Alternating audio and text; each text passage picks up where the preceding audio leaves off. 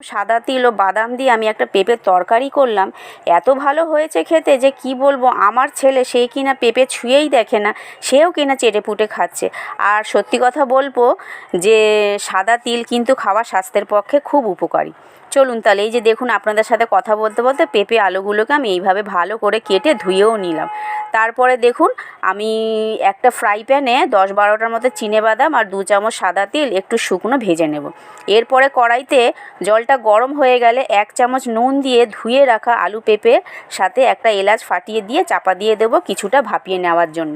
আমি কিন্তু অল্প করে ভাপাবো, বেশি ভাপাবো না, কেন বেশি ভাপালে কিন্তু রান্না করার সময় আলু পেঁপেগুলো একদম ঘেটে যাবে। তারপরে দেখুন, ভেজে রাখা বাদাম ও সাদা তিলের সাথে কিছুটা আদা, 2টো কাঁচা লঙ্কা ও অল্প জল দিয়ে একটা পেস্ট বানিয়ে নেব।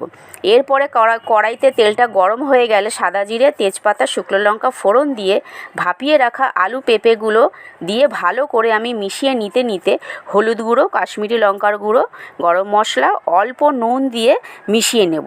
মিশিয়ে নেওয়ার পর আমি বাদাম আর সাদা তিলের মিশ্রণটা দিয়ে অল্প চিনি ও অল্প জল দিয়ে চাপা দিয়ে দেবো পুরো রান্নাটা হওয়ার জন্য। দেখুন, রান্নাটা আমার পুরোটা হয়ে গেছে, সব সেদ্ধও হয়ে গেছে। এরপর আমি 1 চামচ ঘি দিয়ে ভালো করে মিশিয়ে নিয়ে নামিয়ে নেব। একবার হলেও কিন্তু এই পেঁপের তরকারিটা বাড়িতে বানিয়ে খাবেন, সত্যি অসাধারণ লাগে।